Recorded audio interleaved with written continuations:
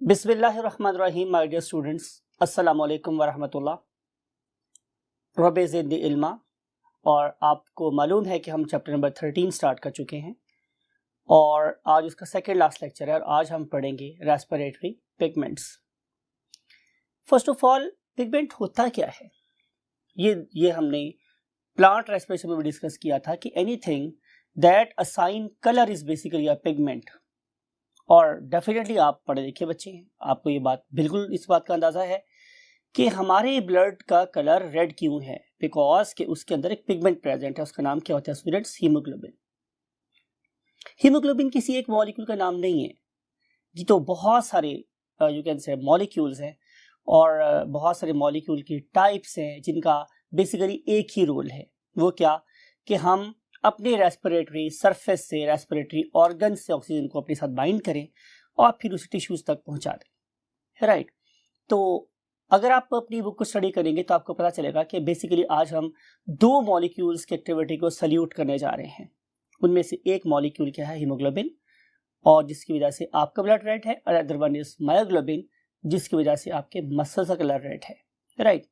तो हम इन दो मॉलिक्यूल्स को फिर हम आखिर अभी इस लास्ट पार्ट ऑफ लेक्चर में देखेंगे कि what is basically driving reflex and what is its importance. So to study all these things, let's move to the white board. Yes, my dear students, we want to start with the hemoglobin, and you know this particular molecule hemoglobin. It is अगर मैं इसके colour की बात करूं तो its color is definitely red, और it can exist in two different forms, यानी कि ये दो डिफरेंट फॉर्म एग्जिस्ट कर सकती है। नंबर वन कि ये प्लाज्मा में डायरेक्टली डिसॉल्व हो सकती है, ये प्लाज्मा में डायरेक्टली भी डिसॉल्व हो सकती है, और ये किसी सेल की सरफेस पे अटैच भी हो सकती है। और आपको पता है कि जिस सेल सरफेस के साथ ये अटैच है उनमें से जाहिर है एक सेल का नाम क्या है? आरबीसी और आरबीसीज, राइट। फिर हम देखेंगे कि इसकी अकरेंस, या फिर हम देखेंगे इसकी व्हाट अकरेंस। तो ये डेफिनेटली इंटेग्रल पार्ट है किसका? हमारे ब्लड का। It is an integral part of what? Blood. और जाहिर है या ये ब्लड में डायरेक्टली डिसॉल्व भी हो सकती है और या फिर ये आरबीसी का पार्ट भी हो सकती है। फिर आप लोगों को इसकी कंपोजिशन का भी पता है कि ये कंसिस्ट करती है 4 पॉलीपेप्टाइड्स पे, ठीक है। और आपको पता है कि हर पॉलीपेप्टाइड के साथ क्या अटैच होता है? एक हीम ग्रुप। कौन सा ग्रुप स्टूडेंट्स? Haem group. और आपको पता है कि हर हीम ग्रुप अपने साथ एक ऑक्सीजन का मॉलिक्यूल बाइंड कर सकता है। मैं बात कर रहा हूं +O2, ऑक्सीजन को बाइंड कर सकता है।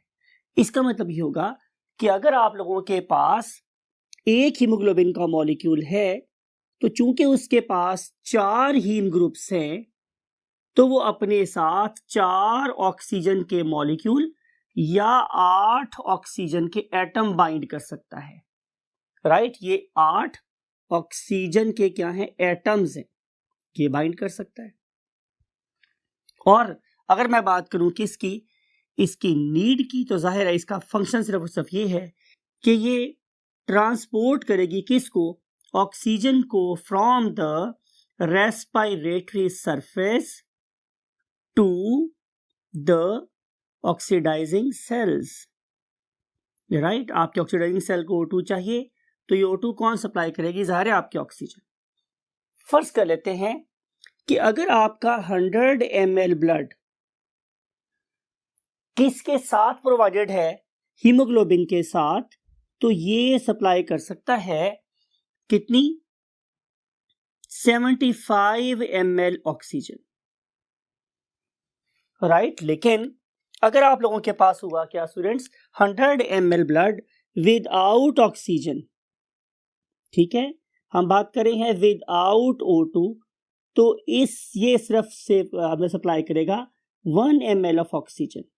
इसका मतलब ये हुआ कि ऑक्सीजन हमारे ब्लड की हीमोग्लोबिन हमारे ब्लड की ऑक्सीजन कैरिंग कैपेसिटी को 75 टाइम्स ज्यादा कर देता है।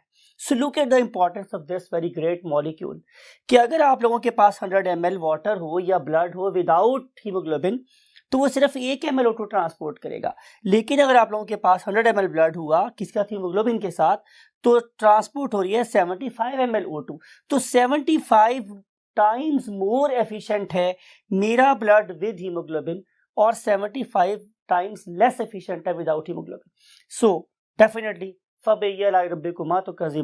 आप इस मॉलिक्यूल की भी रोल और इंपॉर्टेंस को देखें, क्या तरह ने इस मॉलिक्यूल से कैसे हमारी एनर्जी डिमांड को पूरा करवाया है। राइट, अब हम चलते हैं इसकी रोल को। तो डेफिनेटली उन तमाम की तमाम सेल्स की मैं बात कर रहा हूं कि जो एरोबिक रेस्पिरेशन करते हैं, जो क्या कर रहे हैं, एरोबिक रेस्पिरेशन, उनके लिए ये वाला मॉलिक्यूल क्या होगा, जाहिर है most important, right, most important molecule होगा। अगर O2 नहीं है तो मेरे सारे एरोबिक रेस्पिरेशन करने वाले सेल्स दे विल वर्क सब नॉर्मली और they will not work at all. ठीक है, अब हम चलते हैं नंबर 2 मॉलिक्यूल, उसका नाम क्या है मेरे पास, myoglobin. Let's move to the next 1/3 of the word. Myoglobin, this very marvellous molecule myoglobin. हम सबसे पहले इसकी अकरेंस की बात करेंगे कि यह कहां पाया जाता है। तो आंसर है it occurs in muscle cells. और आपको यह बात पता है कि हमारे पास 3 किस्म के मसल सेल्स हो सकते हैं, या तो वो स्केलेटल मसल्स हैं, और या फिर ये कार्डियक मसल्स हैं, और या फिर ये मेरे स्मूथ मसल्स हैं। Right, look at this image. इसमें आपको नजर आ रहा है कि स्केलेटल मसल्स मेरे ढांचे से अटैच है, मींस मेरे स्केलेटन से अटैच है। Cardiac muscles they are making my heart, और जो स्मूथ मसल्स हैं they are present in my arteries and veins and you can say what, GIT और गट। तो स्मूथ मसल्स में, कार्डियक मसल में, स्केलेटल मसल में सब जगह ये वाली प्रोटीन पाई जाती है। Next we want to see why its name is myoglobin. तो आपको पता है कि जहां भी हम वर्ड यूज करते हैं मायो, इसका मतलब होता है मसल, राइट। तो ये वाली प्रोटीन चूंकि हमारे सिर्फ मसल्स में पाई जाती है, इसीलिए हम लोग इसे मायोग्लोबिन का नाम देते हैं, right my dear students. Then we want to see its role. ये बड़ी इंपॉर्टेंट बात है, ये इतनी इंपॉर्टेंट बात है कि आप लोगों को एग्जाम में वो दो नंबर दिला सकती है जो आपको शायद मेडिकल कॉलेज में ले जाए। सो इस रोल को आप बड़े गौर से समझिएगा। लुक एट दिस, ये जो स्टूडेंट्स आप लोगों के पास क्या, लंग्स में से हमने क्या बनाई, HbO2। ये क्या है, haemoglobin. It is not myoglobin, ये हीमोग्लोबिन है। Now it is transporting through the blood to the muscle cells, right. और आपके मसल्स का जो मेटाबॉलिज्म है वो कैसा है माय डियर स्टूडेंट्स, एरोबिक। और मैंने क्या बोला था कि एरोबिक रेस्पिरेशन के लिए हमें जाहिर है O2 की जरूरत है, राइट।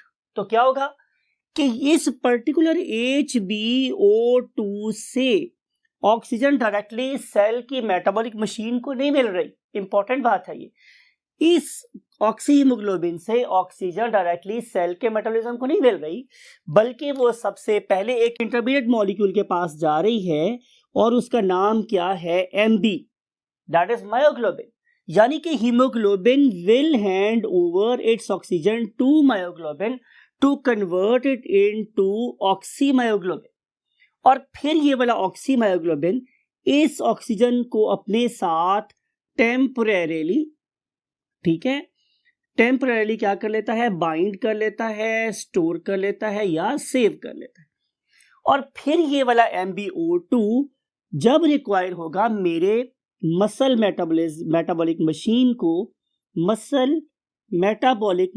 को क्या प्रोवाइड करेगा, ऑक्सीजन, राइट। तो इसका काम फिर क्या हुआ, एक इंटरमीडिएट के तौर पे काम हुआ, मिडिल मैन की तरह से काम किया कि इसने ऑक्सीजन हीमोग्लोबिन से ली और फिर हमारी मसल मेटाबॉलिक मशीन को दे दी। और अगर हम देखें तो इस पर्टिकुलर MbO2 का स्ट्रक्चर क्या है, तो आंसर आएगा कि unlike haemoglobin it consist of just one polypeptide. What was the number of polypeptides in haemoglobin? Excellent, 4. Haemoglobin में 4 पॉलीपेप्टाइड्स है, लेकिन इस वाले केस में देयर इज ओनली 1 पॉलीपेप्टाइड. मेरे पास सिर्फ एक पॉलीपेप्टाइड है, और इसका मतलब ये होगा कि अब यहाँ पे 4 हीम ग्रुप नहीं है, बल्कि यहाँ पे सिर्फ एक हीम ग्रुप है, राइट. और जब मैं एक हीम ग्रुप की बात करूंगा तो इसका मतलब ये होगा कि ये अपने साथ सिर्फ और सिर्फ एक ऑक्सीजन का मॉलिक्यूल बाइंड कर सकता है. वो कितने कर सकता था? 4 ऑक्सीजन मॉलिक्यूल. ये कर सकता है सिर्फ 1 ऑक्सीजन मॉलिक्यूल. लेकिन अल्लाह रब्बुल इज्जत की यहाँ पे आप आर्किटेक्चर को देखें कि अल्लाह रब्बुल इज्जत ने जहां पे जो चेंज करवाई है वो क्या है? एफिनिटी की. भाई देखें, अगर हमारी मायोग्लोबिन की मोहब्बत ऑक्सीजन से ज्यादा ना होती एज कंपेयर टू हीमोग्लोबिन के, तो हीमोग्लोबिन ऑक्सीजन मायोग्लोबिन को कैसे देती? तो अल्लाह ने क्या किया? अल्लाह ताला ने मायोग्लोबिन का लव फॉर ऑक्सीजन हीमोग्लोबिन के लव से बढ़ा दिया. देयरफॉर जब भी हीमोग्लोबिन ऑक्सीजन लेके मसल के पास आती है, तो चूंकि उसकी एफिनिटी मायोग्लोबिन से कम है, तो ऑक्सीजन इस हीमोग्लोबिन से डिसोसिएट होके फौरन मायोग्लोबिन से मिल जाती है, राइट. तो हम कह सकते हैं कि affinity of myoglobin for oxygen is greater than, किससे ज्यादा है? Than haemoglobin. Therefore, hemoglobin readily released and taken up by the myoglobin. जब आप लोगों का मसल नॉर्मल एक्टिविटी कर रहा होता है तो क्या होगा?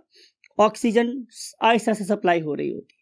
लेकिन जो ही आप लोग क्या करते हैं? आप स्ट्रेनस एक्सरसाइज में जाते हैं. स्ट्रेनस का मतलब होता है कि आप लोगों ने बहुत जोर लगा एक्सरसाइज कर ली है, तो आपको पता चलेगा कि अब आप लोगों की ऑक्सीजन डिमांड ज्यादा हो गई है, तो हमारी मायोग्लोबिन भी सूटेबल नहीं रहती या सफिशिएंट नहीं रहती. किसके लिए? एरोबिक रेस्पिरेशन के लिए. तो हमारा मसल फिर एन एरोबिक रेस्पिरेशन स्टार्ट कर देता है. वहां पे प्रोड्यूस करवाएगा व्हाट? Lactic acid. और जो ही लैक्टिक एसिड प्रोड्यूस होगा, तुमने पढ़ा था कि हमारे मसल में हो जाएगी फटीग, और ये हमारे मसल को करना शुरू कर देगी डैमेज, और ये बताएगी कि no it is the limit. अगर आप इससे ज्यादा काम करोगे तो आपके मसल को डैमेज होना शुरू हो जाएगा. तो ये एक एरर सिग्नलिंग का काम भी करवा रही. That's it for haemoglobin and myoglobin. और अब हम चलते हैं आज के आखिरी टॉपिक की तरफ, जिसका नाम मेरे पास क्या है? Diving reflex. हम स्टडी कर रहे हैं आज का लास्ट टॉपिक, और टॉपिक का नाम है व्हाट? Diving reflex. अब इस पर्टिकुलर टॉपिक में हम लोगों को 2-3 बातें ज़ाहिर बहुत ज़्यादा कॉन्सेंट्रेट करनी है, जिनमें सबसे पहली बात यह है कि डाइविंग रिफ्लेक्स की अकरेंस कहाँ है. मींस किन ऑर्गेनिजम्स में डाइविंग रिफ्लेक्स स्टार्ट हो सकता है. तो आंसर ये है माय डियर स्टूडेंट्स कि ये स्टार्ट होता है in organisms that live in water. Means कि वो क्या है? एक्वेटिक एनिमल्स हैं. अब आपको ये बात याद है कि हमारे वाटर में 2-3 चीजें सोर्स ऑफ ऑक्सीजन हो सकती हैं. उनमें से एक चीज मेरे पास क्या थी स्टूडेंट? Skin, right. और नंबर 2 मेरे पास क्या था? गिल्स. और नंबर 3 थिंग्स मेरे पास क्या है? लंग्स,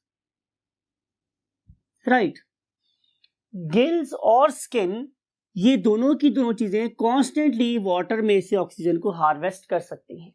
लेकिन जहां तक लंग्स की बात है, तो लंग्स को हम लोगों ने एयर से फिल करना होता है.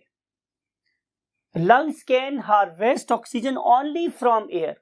तो इसका मतलब ये होगा कि डाइविंग रिफ्लेक्स ऑर्गेनिज्म में स्टार्ट होगा कि जिनके पास लंग्स रेस्पिरेटरी ऑर्गन है. Can you name any organism कि जो पानी में रहता हो और वो लंग्स से वो अपनी एयर से लंग्स को फिल करता हो? तो डेफिनेटली आप आंसर देंगे कि sir it should be a mammal, because fishes के पास तो गिल्स होते हैं, और गिल्स तो सबसे ज्यादा एफिशिएंट ऑर्गन है. मैंने आपको पढ़ाया था किसमें? For aquatic respiration. लेकिन मैमल्स ऐसा नहीं कर सकते. और कैन यू नेम, आपको चैप्टर नंबर 10 याद आया हो, अगर आप किसी ऐसे ग्रुप का नाम बता सकते हैं जो मैमल हो और पानी में रहता हो, तो डेफिनेटली आप कहेंगे कि ये कोई फिश लाइक मैमल है. और जो फिश लाइक मैमल है उसका ताल्लुक जिस ग्रुप से होता है उसे हम लोग नाम देते हैं सिटेसिया, राइट। और इसमें दो मेन ऑर्गेनिजम्स आप उनके नाम ले सकते हैं सिटेशियंस में। नंबर एक आपको पता है डॉल्फिन, ठीक है, और जो दूसरी चीज आपको माइंड में आनी चाहिए वो क्या होनी चाहिए, एनीबॉडी? Yes, perfect, whale. दूसरा ऑर्गेनिज्म क्या है मेरे पास? व्हेल। तो ये फिश लाइक मैमल्स हैं। Remember these are not fishes, ये मैमल्स हैं।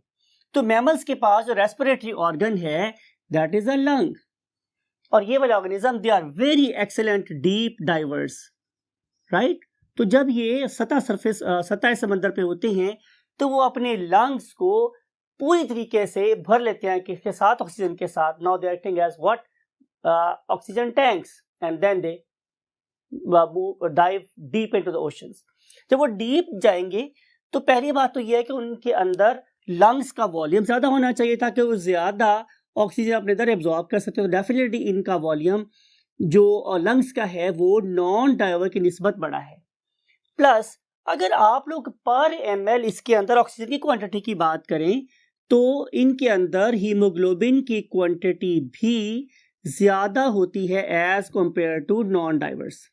और तीसरी बात, अगर मैं इनके अंदर ब्लड वॉल्यूम की बात करूं तो इनका जो ब्लड वॉल्यूम है वो भी ज्यादा है as compared to what? Non diverse.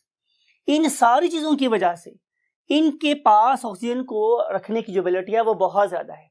लेकिन इंपॉर्टेंट बात यह है कि ये सारी बातें भी उन ऑर्गेनिजम्स को बहुत हाई प्रेशर में ऑक्सीजन सप्लाई नहीं कर सकती। तो जब वो बहुत ज्यादा डेप्थ में चले जाते हैं और डेप्थ में चले गए और टाइम गुजर गया क्या? More than 2 hours. It's a huge time for mammals, ये बहुत ज्यादा टाइम है।